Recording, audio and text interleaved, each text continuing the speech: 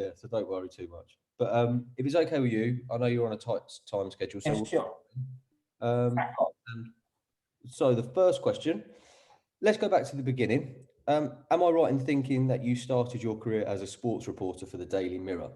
Um, Try and give us a sense of what it was like working in the world of Fleet Street at such a culturally defining period for Britain. Well, I was very lucky. I left school at 17. I didn't want to go to university. And my dad had one of my dad's big shareholders was the Daily Mirror.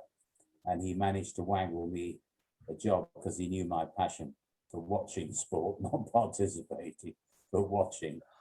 I got a job as a trainee sports journalist at the Mirror, which at the time was selling 5.25 million copies every day. There was no Sun. The Sun wasn't launched yet by Murdoch. Fleet Street was a fantastic place. It was a village. All the sports departments of all the big newspapers used to go around lunchtime to each other's pubs. You know, one day it was the Mirror pub, and then the Express and the Mail and all the other papers would come to us. Then we go to the Express pub, and then the Daily Mail pub, and so on and so on. And there was a lot of drinking. That's where I learned to drink more than anything. And I learned how newspapers work, which stood me in very good stead later. And it taught me how to write in a sort of journalistic style, which has come in handy over the years. Yeah. But it was an amazing time. And the Mirror was an inspired newspaper at the time. It was fun and frothy, but it had a lot of very serious content in it and some wonderful columnists. So it was a very happy time for me. And I did 6 years before and I had my own column by the end of that. And then my dad was very sick, so I had to give up being paid to watch football and go and earn a living, proper living. So, business. What sort of figures were around at that time to give people an idea of the era? Well, I mean, it was an era of the rise of Muhammad Ali, Henry Cooper, the great British boxer, England World Cup winning 1966, Alf Ramsey, the England manager, who was a fantastic guy.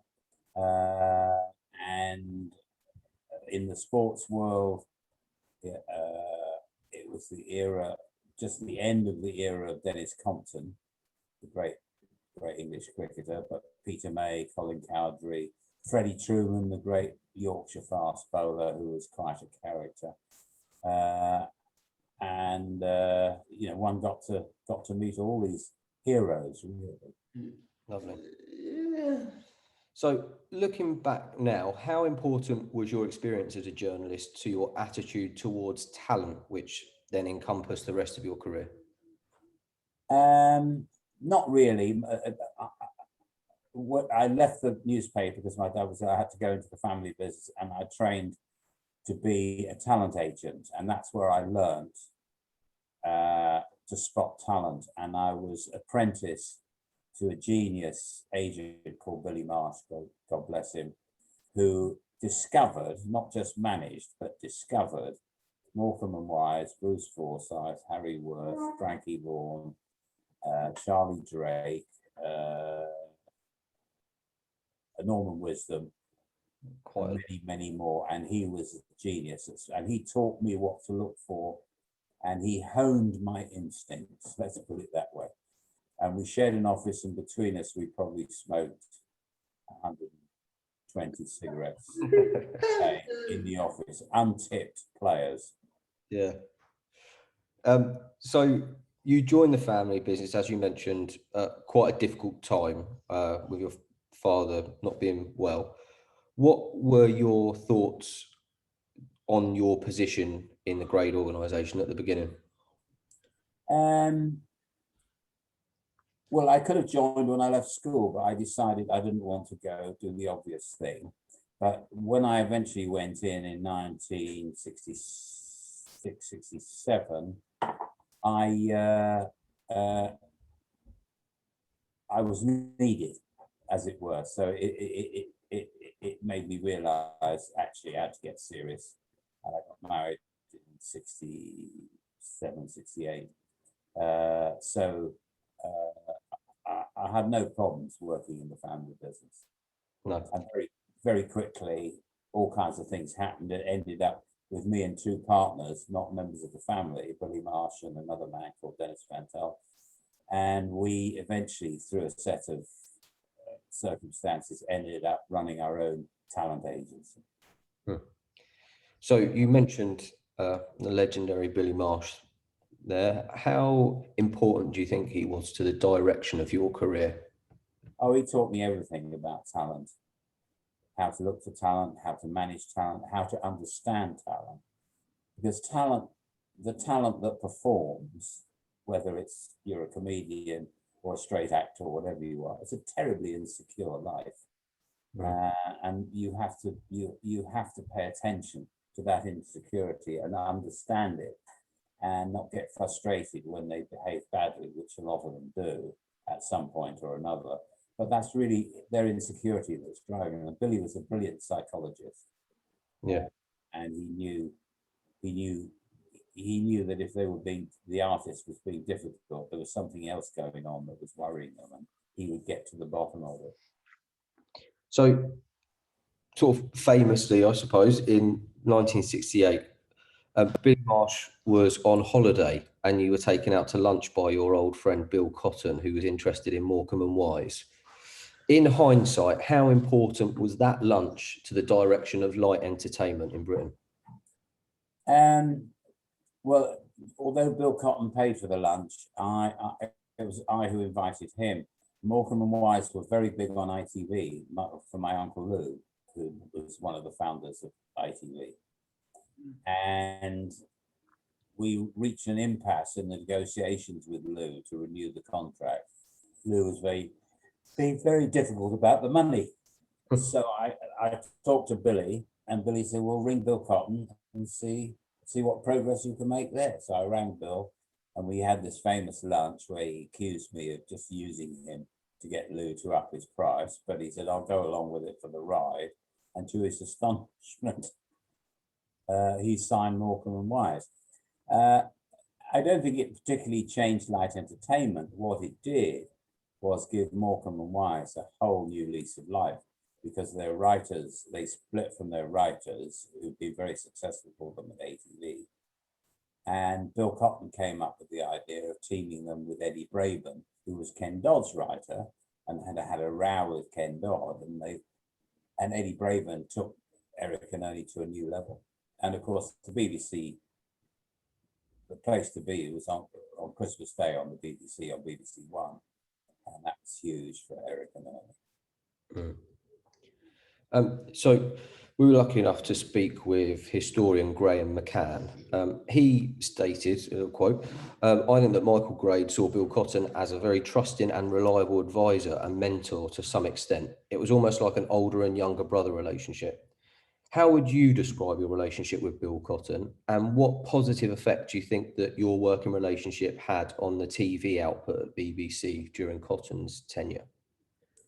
Well, we go back, Bill and I went back 100 years. I mean, his dad, Billy Cotton, the band leader, Billy Cotton's band, their agent was my dad and my Uncle Lou and Leslie Gray.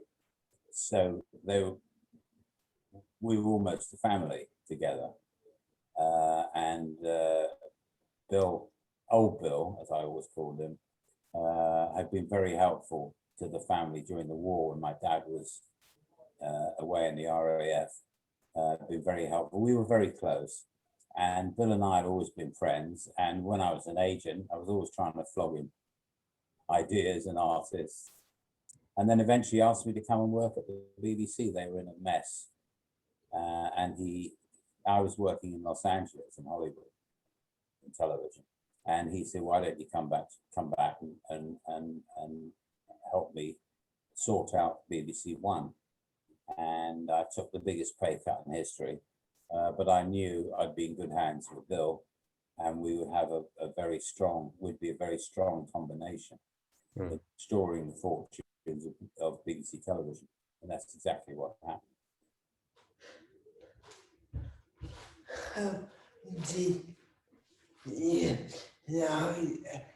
coming on again when you were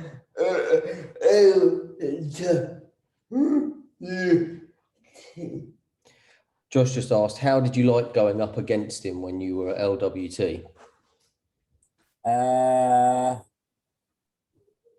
Good question. It was fun. You know, it was business, and our friendship was tested on a number of occasions. But we always remained friends, even though we were competitors. And I had massive respect for him. And I think because he had an eye for talent, he could see he could see something in me, which later became a partnership, him and me at the BBC. But we were very close, despite the competitive tensions. So, mentioning LWT there, 1973, I believe you were unveiled as head of light entertainment. In what ways do you think your grounding sort of with Billy Marsh and learning those man management tools, how do you think that sort of enabled you to lead what had been quite a problematic network at that time, specifically thinking about sort of Michael Peacock and the colour strike and things like that? Well, there was London Weekend had gone through a roller coaster ride, and John Freeman was brought in as chairman to get it stable. Cyril Bennett was brought in, the late Cyril Bennett was brought in as director of programmes, and they were beginning to rebuild London Weekend. And I was still an agent, but I had some good ideas. I looked after a number of directors and producers and writers, TV people. And between us, we started coming up with ideas, which I used to go to Cyril and I sold him quite a few ideas. And one day he said to me, why don't you save yourself the taxi fare and come and be my head of light entertainment? And that changed, my career dramatically. But everything I'd learned from Billy was about spotting and managing talent. What I had to learn, and it took me about 2 years at London Weekend, was to understand the difference between television and the theatre, because most of my work had been in the variety theatre, and big reviews at the Palladium and so on. And television, the critical faculties that you need in television are very different to those that you need in the theatre. What I did have as a gift from those days was when you used to put on big shows, variety shows with a lot of acts, the key thing was the running order. What act went first, who went second, who went third, and Billy and I were brilliant. We just thought alike. I mean, he taught me, but I knew instinctively what the right running order was. And I'm sure that was the grounding that I needed in order to create a schedule. What show goes at 7 o'clock, what show goes at 8 o'clock, 9 o'clock, and so that discipline of doing running orders. I just had an instinct for what show should go on what night and at what time. And scheduling is an art, and it's instinctive. And it's no good if you haven't got the shows to put on. You haven't picked the right shows to put on. But nevertheless, that scheduling instinct was learnt in the variety theatre, and I'm very grateful for that. Excuse me, I have a cup of coffee. No, that's fine. You enjoy it. So, Josh just wants to ask a quick question about something that maybe didn't go so well. At LWT, you were responsible for Bruce's big night. Why do you think that failed to hit a chord with the audience? Well, actually, it did, but the press were beastly. They saw it as a David and Goliath, that I'd nicked Bruce from the Generation Game, which was the nation's favourite TV show. And Larry Grayson, sort of the up-and-comer, had gone in as a replacement. And Bruce's Big Night and the Generation Game were head-to-head in the ratings. And the press saw this as David and Goliath, right. Bruce being Goliath. And it was a horrible time, because the show was actually quite good and a lot came out of it. And but the press loved it. They built it up into a David and Goliath. And in the end, after a year, Bruce and I looked at each other and said, no matter how good the show, we're never going to win with this, because, you know, the public are being told by the press, the tabloid press, and their millions, it sold millions in those days, not to watch the show because it was rubbish. But it wasn't rubbish at all. It was a new format. Anyway, out of it came Play Your Cards Right, so which became a huge.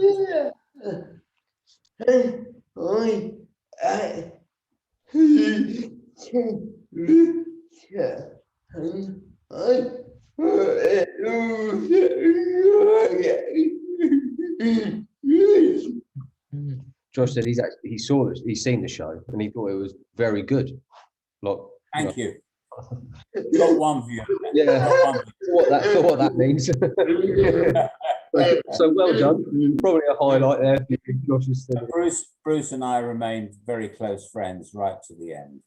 Oh, lovely. I was very proud of. I adored him. So you mentioned a little bit about your time in America. In today's TV culture, it seems quite ordinary for people, both behind and in front of the camera, to sort of flip between the UK and US. But you took up a role, was it as the president of the Embassy Television? TV, yeah.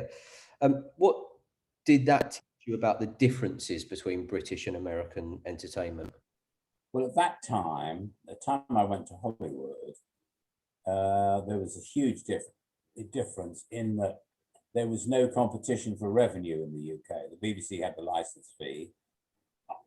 ITV had a monopoly of advertising revenue, even when Channel 4 was started. So it was not competitive. When you go to America, it was cutthroat competition, very, very competitive, very, very, very good, a world of difference. And it was very, looking back, it was hard not to make money in ITV because the money just rolled in, because there was nowhere else for it to be spent. Well, you had to do the programs and all the rest of it, but it's nothing like Hollywood, where, you know, every rating point was you know, you lived or died by the ratings, and that was not the case. It is the case today in British commercial TV that the competition is now more like America, but that was the big difference. Okay. So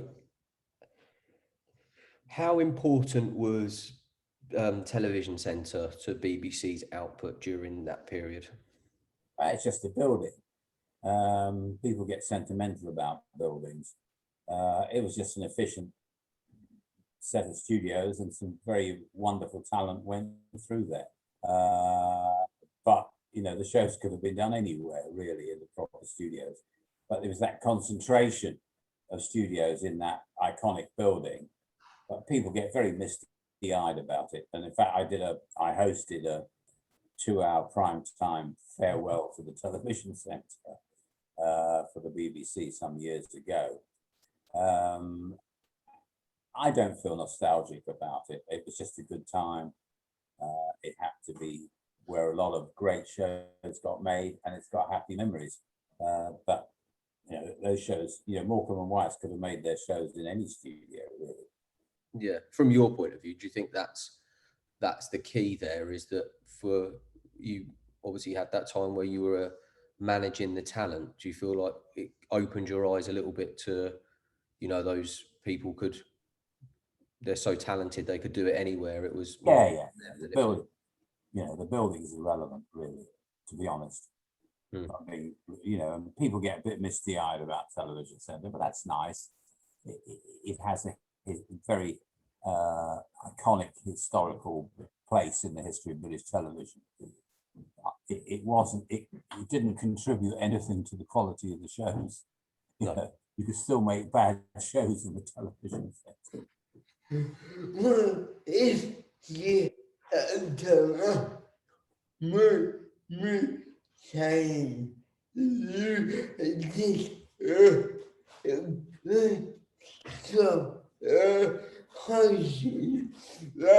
Just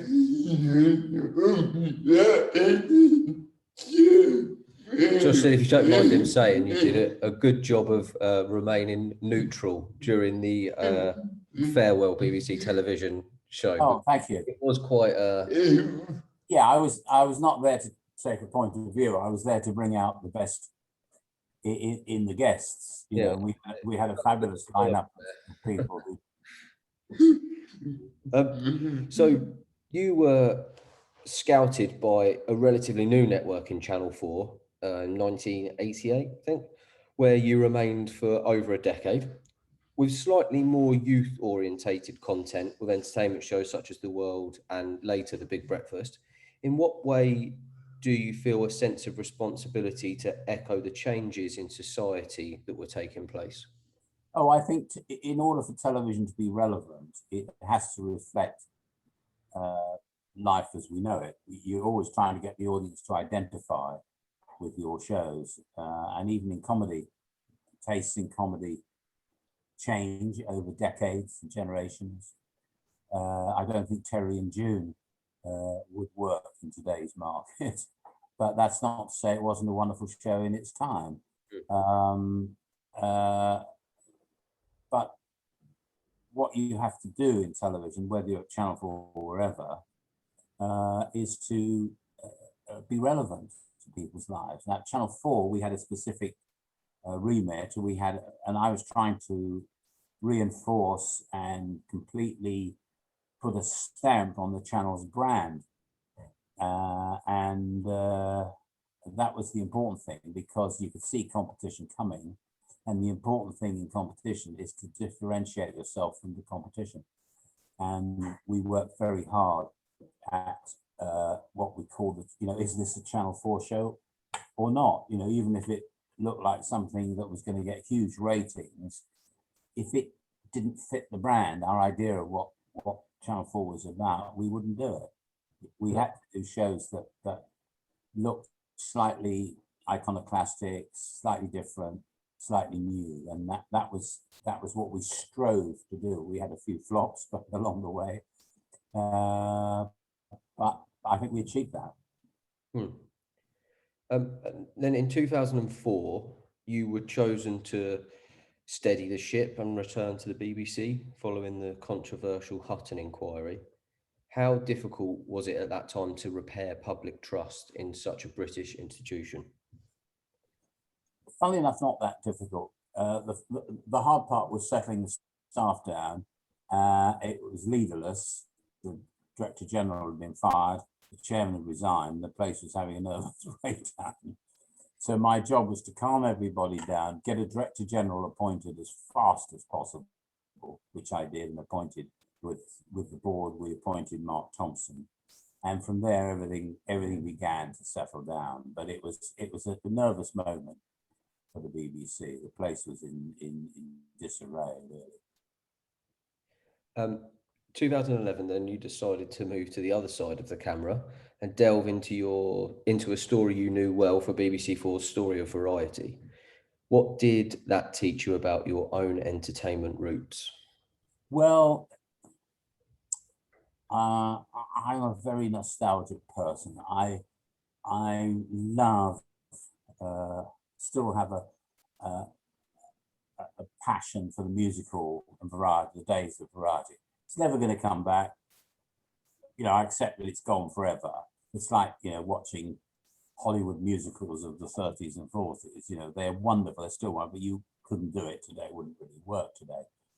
But I have a huge nostalgic affection for the music hall and the culture of the music hall and the old acts and so on. And it's still with me. I still go onto YouTube. I remember an act and I see if they're on YouTube, and I watch them. And nobody else thinks they're funny, but I do. You mentioned it earlier on. You returned to BBC Television Centre for one final time, accompanied by a whole host of stars, as everyone bid farewell to the Dream Factory, but at least in its capacity that it was then. How significant was that moment in terms of the BBC and how it looked like at that time anyway they would be moving forward with programme making? Well, there have been such seismic changes in the media industry over the last 20 years, and the BBC has to move with the times. You know, it can't live on its past.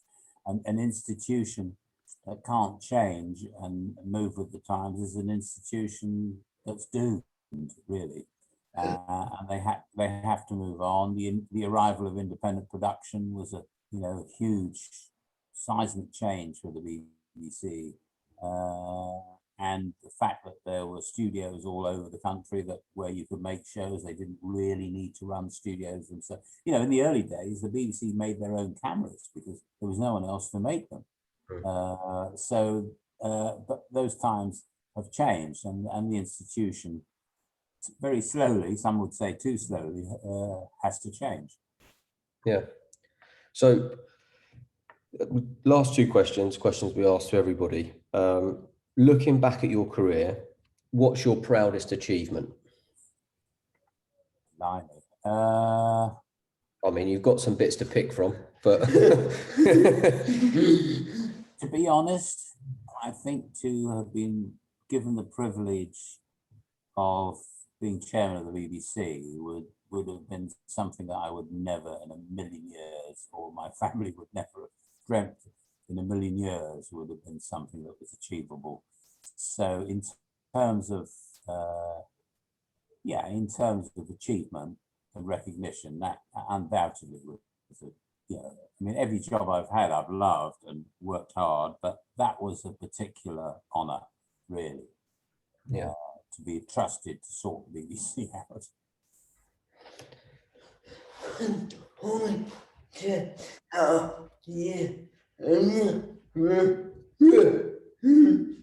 Josh just said if it's okay, he's going to ask you another question in between. Yeah, sure. How did going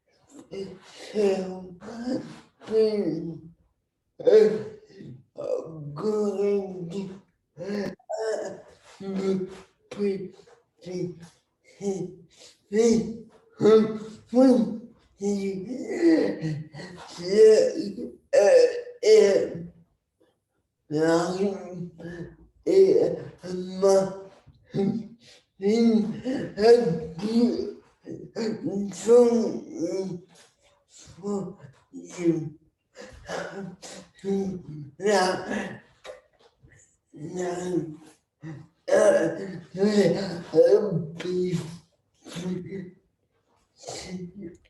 Josh asked, how did it feel being a grade at the BBC? Because that must have been quite a daunting feeling, even holding that name in the opposition's box.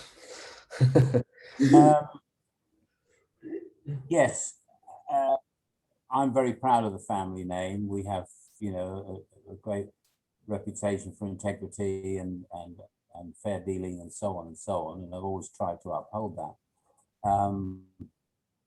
Going into the BBC, I think I was very welcome, because I think the staff felt that at last there was someone in charge at the top table on the board, the chairman, who understood how television worked, understood their problems and their anxieties and how the whole thing worked. And I think it was a great relief. And, if they brought in some academic, we'd have to learn how the whole thing, it would never have worked. And it was very sensible of Tessa Jowell, the late Tessa Jowell, who was Secretary of State at the time, to look for somebody who could calm the place down and who would carry the confidence of the staff. That was the most important thing. So they made my life a lot easier than when I went in as the controller of BBC One years before, because I was regarded as a vulgarian from the Variety Theatre and not an Oxbridge double first, who found themselves at the BBC making very esoteric documentaries. So I got a better reception the second time around than the first time. Yeah. So last question then. What's next for Lord Grade? Blimey, survival, I think. At my age. That's about it, really. I'm still working hard. I enjoy my work in the House of Lords. Take it very seriously. I've got various business interests, and my rule is work with nice people, and that's keeping me going, keeping me young. Yeah. No, basically survival. That's keep the brain working, and keep working. That's, what else can I say? My uncle Lou, God rest his soul, he was still grafting away, age 94, 95. So hopefully I can emulate that. You got a little time to go, yeah. Just said you've got a bit of time to go yet then, if you're going to go to I hope so. I hope you're right, Josh. I hope you're right. start another TV channel in that time. Oh, no. Don't slack. Don't wish that on me. No. Could be GB News, Oh, yeah, well. Okay, brilliant. Well, thanks very much for your time. Thank you.